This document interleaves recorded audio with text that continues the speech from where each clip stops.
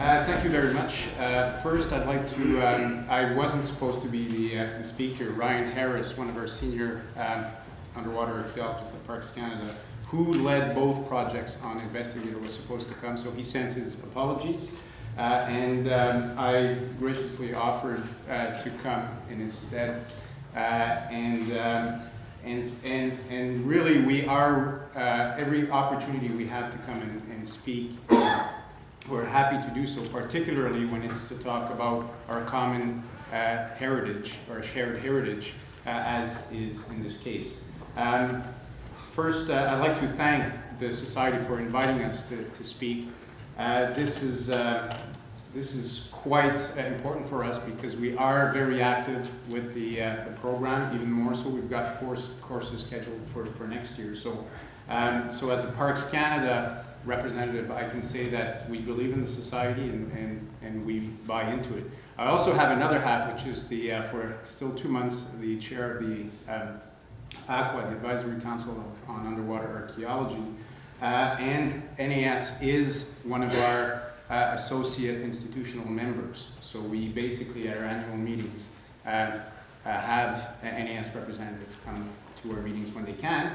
And for this year, we've been both accredited as NGOs for the STAB, the Scientific and Technological Advisory Board, to the state party signatories. So NAS is very involved on the international community. I can vouch for that. So basically, today I'll tell you about the wreck of Investigator, but just to give you a bit of context really quickly, obviously work for Parks Canada, and it's not only about natural parks, although people think, even in Canada, think of natural parks when they speak of Parks Canada, where they think of Parks Canada, but it's actually a system of national parks, national historic sites, 5 historic waterways, 4 historic waterways, and we have a program of national marine conservation areas. So that's within this framework that we work. And you mostly know us probably for this crowd here as with underwater archaeology.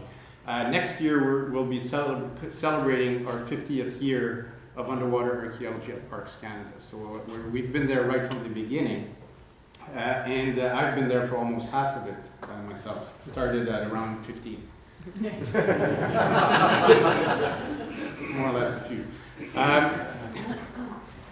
The Arctic ships, we're very involved presently, and I'm very happy to talk to you about this project in particular, which was for me, in the 20-some years I've been with Parks, certainly the highlight of diving on shipwrecks in Canada for me. It is the most fabulous experience I've had. Not only the diving and the study of the wreck, but also just the expedition of going out in the high Arctic, and it's been fantastic.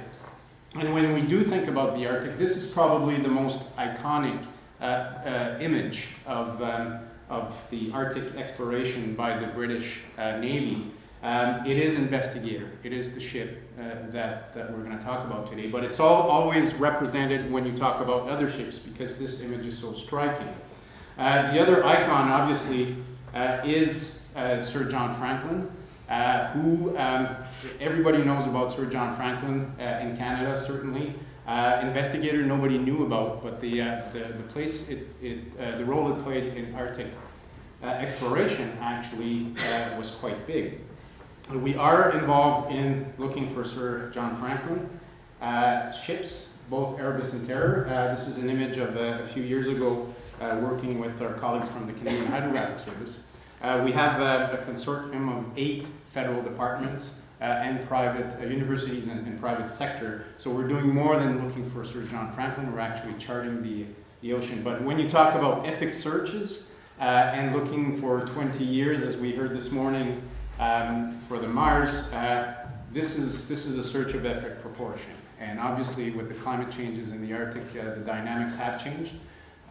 The uncharted waters represent a problem, but also a challenge for our hydrographic service to look for. So, from our perspective, it's not about just finding the Franklin ships. We are approaching this as a study of the Arctic exploration by Europeans, and I want to stress by Europeans because the Inuit and the Inuvialuit now today have been there for thousands of years. So it's basically the looking for the Northwest Passage and charting the Arctic by the British Navy and other explorers, either from the US or elsewhere.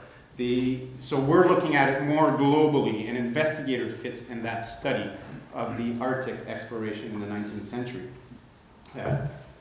What people don't know often when we talk about Arctic exploration, it wasn't only by ship, it was also by land. And just as at the time of Franklin, when Franklin set out, this is basically what was known of the Arctic in 1845, and the black arrow represents actually the last exploration to try to link the northern known area to the southern area. So linking this here, actually Perry had gone this far, and this coastline was known. And Franklin actually had made 2 expeditions himself to map this coastline. What they needed to do is to link this with this, and that's what Franklin tried to do in this area. Perry, the last expedition before Franklin, had tried to do this. So what people don't really know, as I was thinking, is that it's not only by ships, but also by foot. And they were launching, before the ice opened up, they were launching in the spring some massive expeditions by foot, hundreds and hundreds of kilometers to try to locate and explore. And this is quite a feat in itself. And again, mind you, knowing that the Inuit had traveled the territory by foot many years before. But this was a very impressive charting exercise and exploration exercise. So we're in 1845. John Franklin leaves England. I won't go in detail in the story of Franklin because that's another presentation. But basically, this is what we know of his route. They wintered the first year on Beechey Island, and then started south in Peel Sound and are lost somewhere in this area. So the 2 ships could be just about anywhere over here. 1848 in England, the Navy was starting to wonder what happened. Franklin had left with 3 years of provisions. We were 3 years after. He hadn't come out on the other side, so what had happened? So they started to worry and started to mount expeditions. This is a painting representing the Arctic Council discussing the fate of Franklin, who is portrayed in the back, and it's basically starting to plan the rescue missions. Now, the first rescue mission left in 1848, and this is under Sir James Clark Ross, this is an image, a painting, a drawing at Port Leopold in the Arctic, where both Investigator and Enterprise, who had been sent tracing back the voyage of Franklin, so entering by the Atlantic and not being able to pursue. So they came back in 1849. The ships were refitted right away, and in 1850, this is another image, again very striking, of Enterprise and Investigator in Barrow Strait in 1849. So they had to come back to England. They were refitted right away. Investigator actually had been purchased new, 1848, as a merchant vessel. We think as a whaler, but we don't have any indicated proof of that. But it was reinforced for Arctic service, and we'll see about that a little later. So they come back, they are refitted, and the ships are coppered because they were to go around the Americas and enter the Northwest Passage from the Pacific side. So going through some tropical waters, they copper sheeted the hulls. This time the Investigator was under the command of Robert McClure. The expedition itself was under the command of Richard Collinson on Enterprise, but they didn't enter the Arctic together, as we will see. We know very much about the expedition. We have a number of written accounts, including one not written by McClure, but by Osborne from the notes of McClure. Of course, he paints it a certain way, very favorable to himself.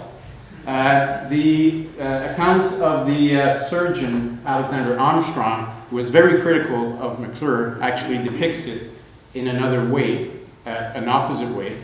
And in the middle, we have the Moravian interpreter, who was on board.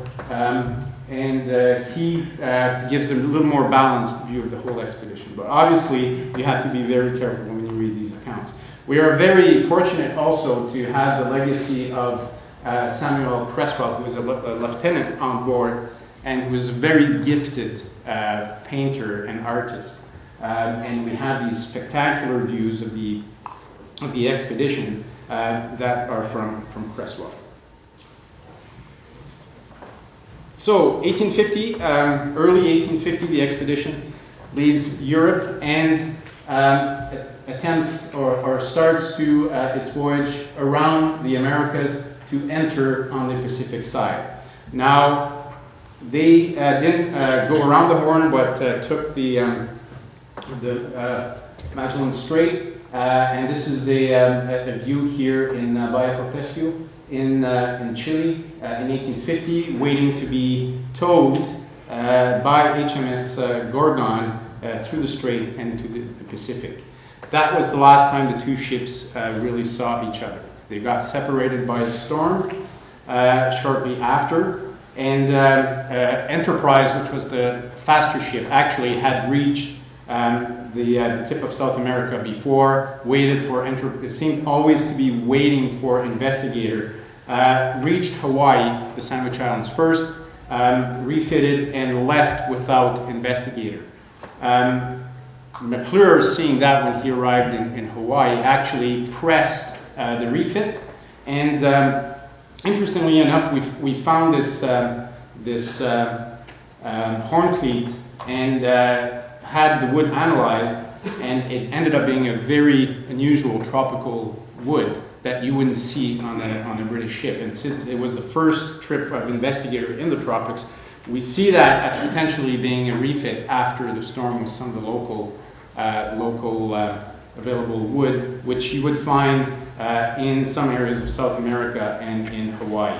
But all that to say that McClure pressed on, and he actually cut through the Aleutian Islands to try to catch up to Tomlinson, who had turned around and eventually wintered in Hong Kong before attempting the passage the next year. So McClure and Investigator actually beat Tomlinson into the Arctic and pressed on. So the first winter in 1850-51, they almost concluded the missing link of the Northwest Passage because Perry had gone as far as this. And they tried to enter Prince of Wales Strait here and basically had to stop because the ice was pushing them back. And you can probably feel the frustration of knowing that you're almost there, but not be able to do the last leg. And they actually eventually did it by foot and declared the Northwest Passage discovered. But they had to actually backtrack and try to go around what is now Banks Island, but what was called at the time by McClure Bering Island. So that must have been quite the frustrating experience. But they knew that they were so close to actually going through the Northwest Passage.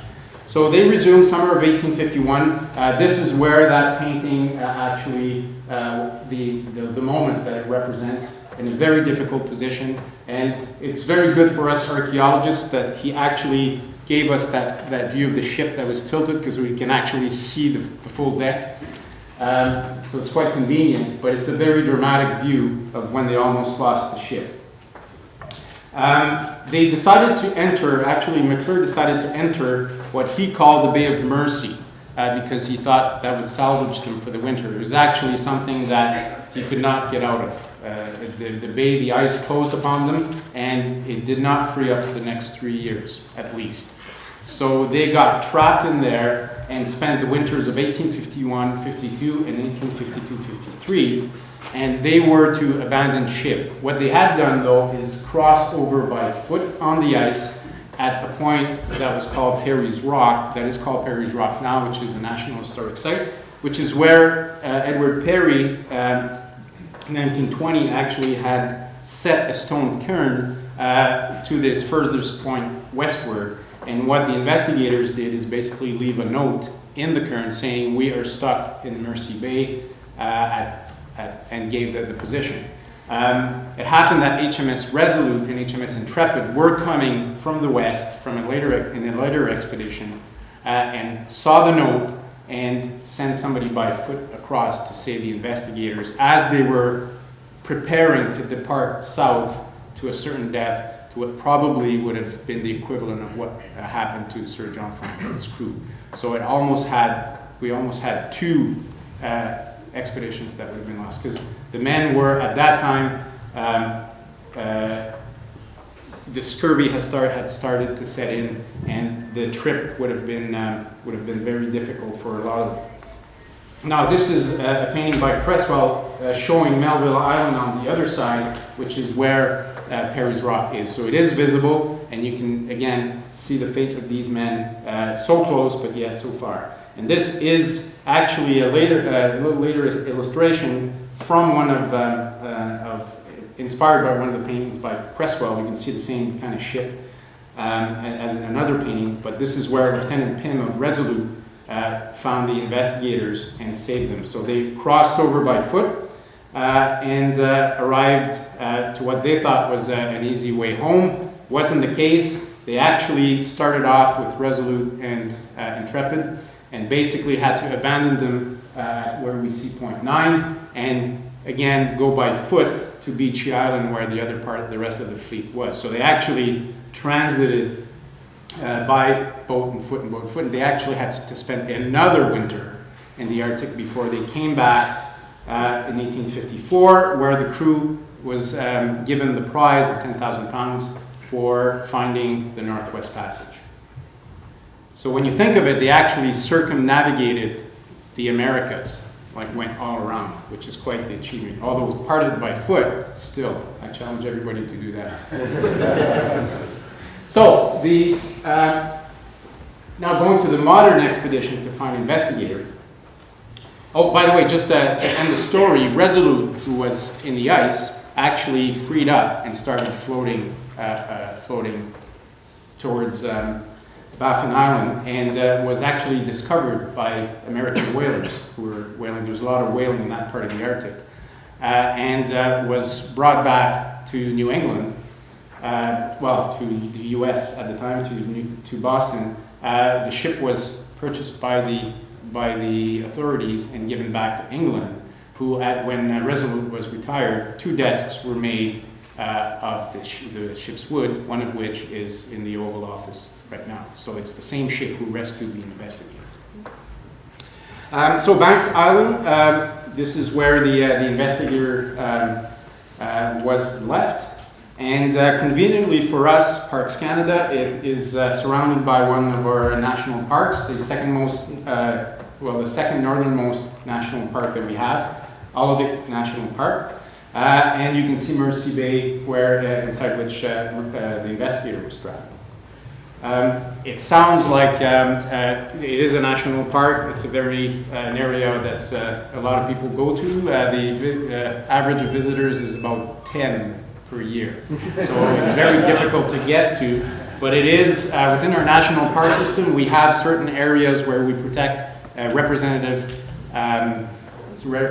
piece of land for each area, and it's not about visitation, it's about protecting some of our representative areas. So when we actually went there, we doubled the visitation numbers for 1 year. So in 2010, Ryan Harris went up with 2 of our members and a team from our local field unit, including archaeologist Henry Carey, who was doing research on land. They went up and discovered HMS Investigator. This is the rig that we used to do that. You'll see, I'll talk a bit about how the expedition was mounted, because I think it's quite interesting if you've never been in the Canadian Arctic to see the logistics of it. But basically, we had to use an inflatable boat. This looks very ice-free. It lasted for about 36 hours. And at this time still, we can't even think about logistically going out with ships, because even our icebreakers don't go too much in the area. It's a little out of the way, and there's a lot of ice. So this is what we had to do, is fly in one of these inflatable boats, rigged up the side scan on it. And started surveying. You can see the situation is a little different here. And basically, the first, after waiting for 2 days for the ice to free, there was an opening, and as the sonar, the guys were testing the sonars, they actually got the first images after something like 3 minutes.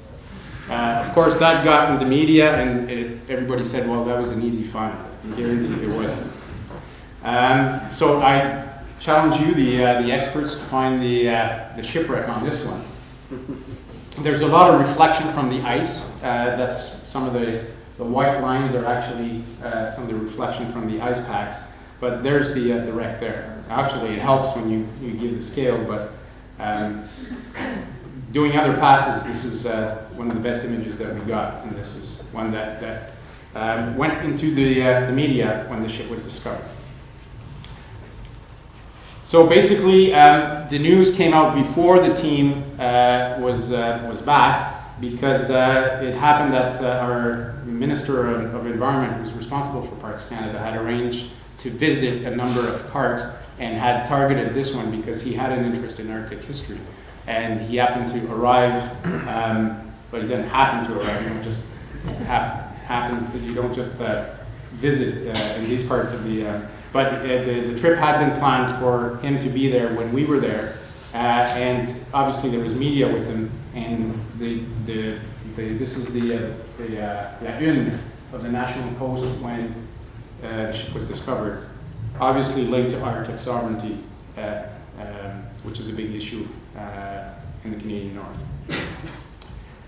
Which is so basically, the news spread quite quickly, and this is a sample of some of the websites or newspaper articles that came out. You can see the BBC in there, but one of the interesting one I found was this one from Venezuela, showing a photo of Investigator. We didn't have a photo at the time when it came out, so it's actually a little, I think, a little wrong, but whatever, it's a shipwreck, right?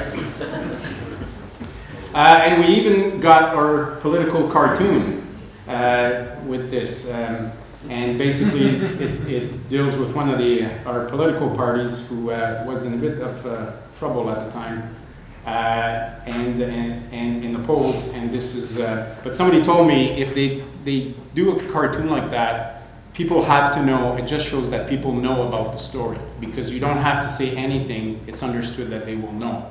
So it just shows you how the news spread quickly. We had a media impact assessment done, and it was almost 2 billion people who had heard the news. So we can't even imagine if Franklin ships are found, the impact, media impact that would be. Anyways, one thing we did, we were really proud of, is we made the top 10 discoveries of 2010. And you can see it, Investigator, right here in Archaeology magazine.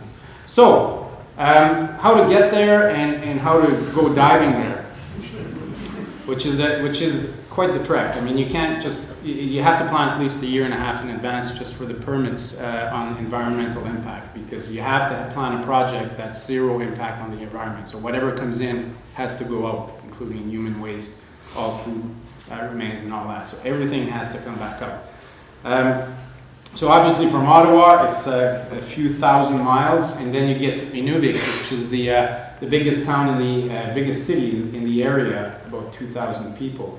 And Inuvik is where we basically had shipped all our gear. We have an office, Parks Canada has an office there, so our field unit basically arranged for a lot of the logistics, and we're experts in that. But from there, you have to then take charter planes to go up. Inuvik is where also staff who were not acquainted with the Arctic got some training, including some polar bear training, which is something you have to do because polar bears are a reality, and there's a way of behaving around the bears. So we all got that before we get on. So then it's like carrying gear. We all say divers carry gear. In this case, you carry, re-carry, re-carry, reposition, reload, unload on every trip in helicopter, every plane and helicopter. So basically, everything was weighted. Every pound of equipment was counted for, and everybody had a certain amount of things that they could bring, and that was it. So from there, chartered planes to Saxe Harbor, which is the only community on Banks Island, and then refuel and then go to Olivet National Park. Now, what you have to understand when you work in the Arctic is you just don't go flying somewhere. You have to pre-position fuel, especially for helicopters. So basically, there's a program in the Canadian Arctic by the federal government where they will pre-position fuel for you. So basically, midway on Banks Island, you have to position fuel in case something happens. You have to refuel. You have a place to go. So it's very logistically complex. And then to get the fuel, think that you're actually bringing a Zodiac the first year and the second year to survey, but you need fuel for it. So we had planned the first year for a 10-day survey. So we brought all the fuel for a 10-day survey to survey the whole bay, and then we ended up finding it in 3 minutes. That means we had all that fuel that we didn't really do anything with, so we kept for the next year. So basically, Twin Otters, that will take you, we actually needed five plane loads, 4 plane loads of equipment plus the staff, and then you just fly across the Arctic, which is a magnificent experience that you never forget. And then this is Olivet National Park. The landing strip is in what's called Polar Bear Cabin, and that's exactly what it is. It is a cabin. So this is your landing strip with the cabin that has a couple of bunk beds. And from there, what you have to do, this is the plane taking off, and you feel quite remote when you see that plane going off in the distance. And then all the gear had to be transferred by helicopter, who arrived jumping from fuel cache to fuel cache, and then loading all the gear, slinging it right over to Mercy Bay, which was about a 20-minute helicopter ride. Unfortunately for us, the helicopter broke down, so the team was actually split in two for 2 days, and we had to wait for another chopper to come in and to repair the first one. So this is a view of Mercy Bay when we arrived. Part of the camp had already been set up, which you see here, and the wreck is in this location. Now, obviously, they put Investigator close to shore because they knew that they needed to, well, obviously they were on shore a lot.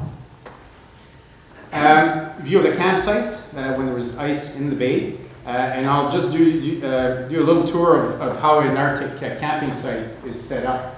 Number one is the tents, and you never put them in the ring because in case of a polar bear intrusion, if he feels circled, then that's not good.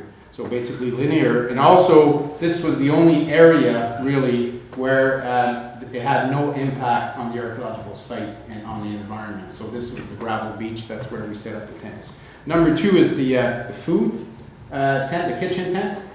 Notice how far it is from the where you sleep, because that would be what would attract the wildlife. Number three is the equipment, well, basically the field lab. Number four, the diving area.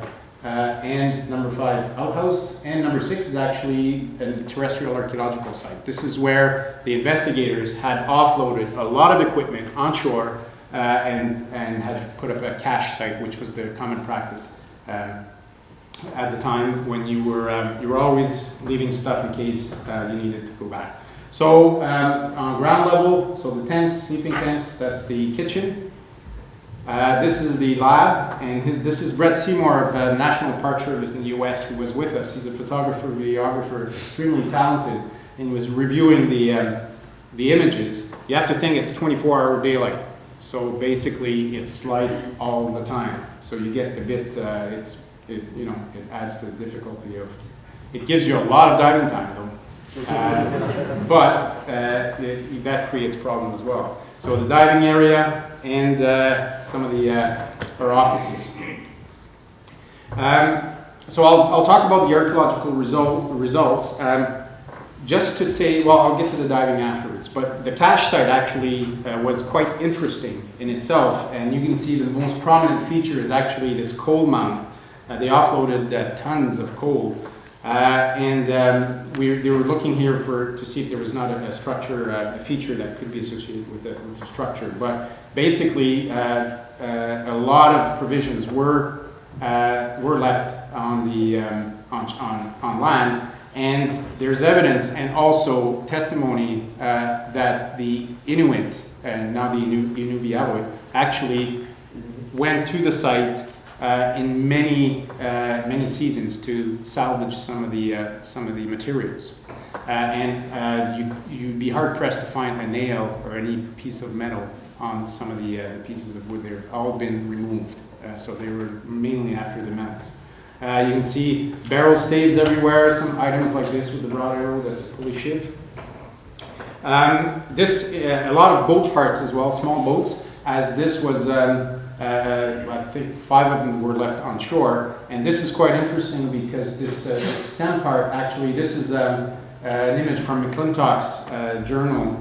He was looking for Franklin, and this is one of the Franklin boats that he has discovered now in the Maritime Museum in Greenwich, and it's basically, you can see the Roman numeral 22 for 22 feet, the broad arrow, Woolwich, the W for Woolwich. So very similar in what you would see for the Franklin ships. You could also, there was also some parts of the bigger ship on shore, including this stanchion for the davits with the shiv in it. So that was found on shore, and it's understandable because given the depth of the, as you'll see, the depth of the ship, a lot of damage was done by the ice on the upper structures, and that was brought to shore.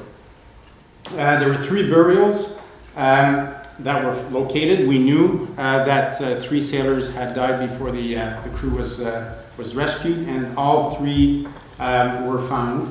You can see the names of the crew members who were lost: John Ames, John Boyle, and John Kerr. And you can understand that our own John Moore was drinking his orange juice in the morning. He didn't want to bear the name John, I guess. Aside from the cache site, Henry Carey investigated quite a number of other sites that were predating the Investigator in the area, some going back to a few thousand years. So extremely interesting. Now for the shipwreck and the diving, the interesting dilemma that we had is that we didn't know if we were able to dive at all. When we got there, our objective was just to dive on the wreck. The year before, in 2010, we're in 2011 now. In 2010, there was about 2.5 days where there was enough free water that you could actually go, you would have been able to go in the water. So we came out there and we were hoping that it was going to be ice-free. And this is not like your regular pack ice where or your ice where you can actually just drill a hole through it because it's moving all the time, right?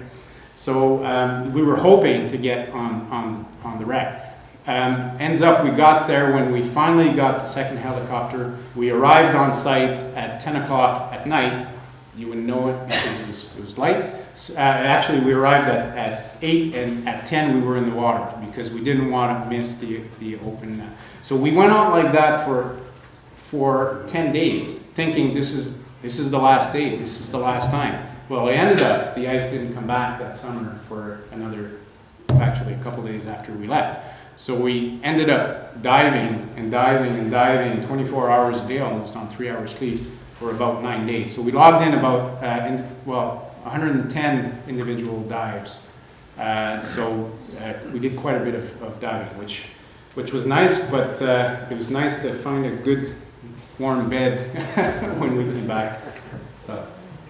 So an image of the bow, and as you saw on the sonar, the wreck is in spectacular condition. It lies in only 11 meters of water, so we're talking about 30 feet. The deck, the upper deck, which is basically in place, is in 8 meters of water, so we're talking 24 feet. So what you're seeing is that the ice actually leveled the upper structure. It actually punched the upper deck down a bit, and you can see some perforations. But in the whole, it survived in excellent condition. And I just want to say for Johan that Canada is the best place for shipwreck preservation. No, I'm kidding. It is similar conditions. So we do have some pretty spectacular wrecks, but we don't have anything like you from the 16th century, so I'll grant you that. But it shows you what good conditions, preservation conditions. Obviously, this is a lot younger, and these ships were built for the ice, as we will see. So another shot from the bow, and the top deck, it's literally littered with timbers. So you'll see a bit of video here, and it does work. Because it's not as big, this is only a little clip. So we're on the starboard side going forward, and you can see some of the planks, some of the copper sheets that are partially torn off. And this is one of the things, as I will get in, one of the items that we were studying is, and that's our interest for these ships. These are Arctic exploration. They were modified ships to go in the Arctic, so we want to understand what these modifications were. And one of them you'll see coming up as we go around the bow, and you saw in the first image, is there's a lot of rust sickles on the bow. It's because it was iron plated. And in some places here, there's actually 3 layers of deck. So these are basically icebreakers of the 19th century. They were made to move through the ice and to sustain that pressure. As you will see here, as we get closer with the light, you'll see all the rust sickles on the bow. That's the reinforced, and you see a nice shackle there. And that's what was the nickname of the ship, old iron bows, as the sailor called it, as we see from one of the stern is a little more damaged, but the rudder's not there. That would have been unhinged for the winter. But you can see some of the iron, obviously some of the copper sheeting, and some of the Roman numerals are still in place. So what we did, basically, we tried to map the site, and as you'll see here, we started with the idea that we may only have one day. It's not depth that was our problem, it was the ice. So basically working on a tight schedule, we started out by laying out the baseline, and the first thing that we did was photo mosaic the wreck, and you can see the work done by Brett Seymour, and that was processed on site, and basically we overlaid that to the ship's plan and then put a grid system on. Now what we did after that was to correlate and measure some of the sides to make sure that we had to tighten up the site plan from the mosaic and the other measurements. And then we started to map features in, and as much as we could to add to the plan some of the features like the scantlings and, for example, here the stern post dimensions. But we threw other technology at it, and this is something that didn't work in this environment. We thought it would because the conditions that we saw in 2010 would have been ideal for this, but because of the sedimentation in the water, it didn't work. It's a new technology. It's a laser scanner that does 3D imaging, and this thing will scan a very big piece of wreck in only minutes.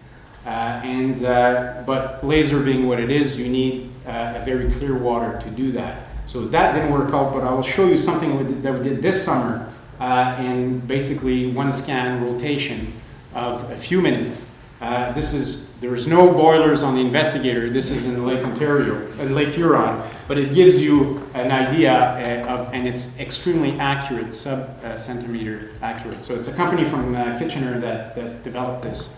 It's called 2G Robotics. So that's kind of neat. What I'll do here is I have this one, the link didn't work, so I have to escape and just show you. Now this George Bevan from Queen's University, if you remember the photo mosaic that we took, we did not have that in mind, but he basically came up to us afterwards and said, this is what I can do from your photo mosaic. And he basically developed used a program, supercomputers. He gave a great presentation at the SHA in Leicester, and there it is. And basically, this is done with the photo mosaic that we had, and it's extremely accurate. Again, sub-centimetric accuracy, and it's 3D. So this flyover gives you an idea of the amount of timbers that are on the upper deck.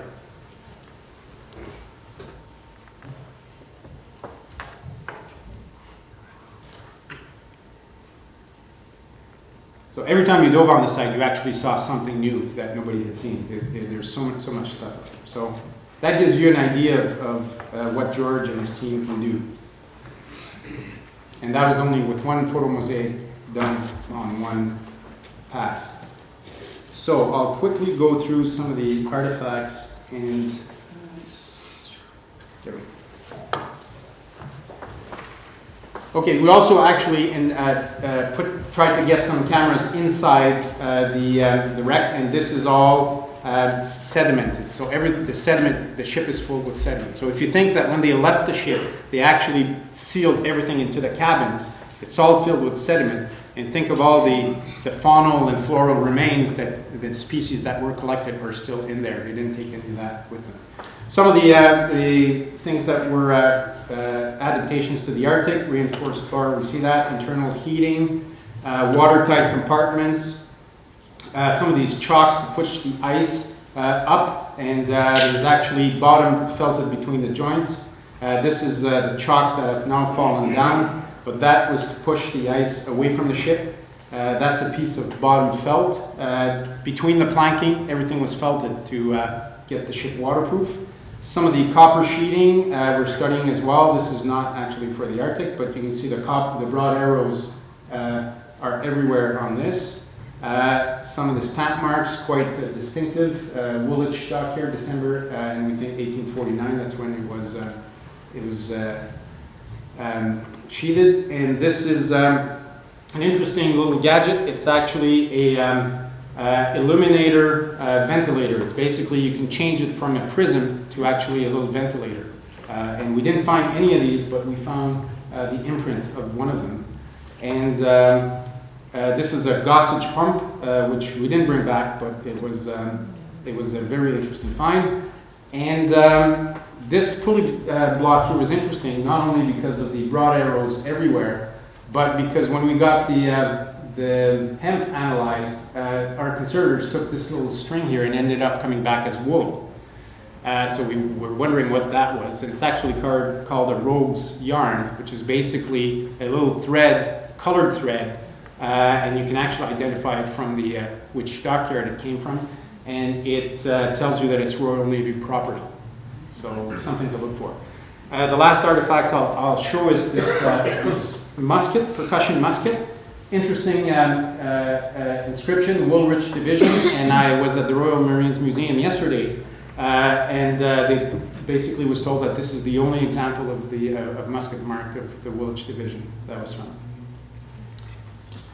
And I'll finish by saying that if you wonder how cold it was, the water went to -2 degrees in the last 5 days that we were there, so it varied between -2 and 2, which was not really a problem unless your suit leaked, as always.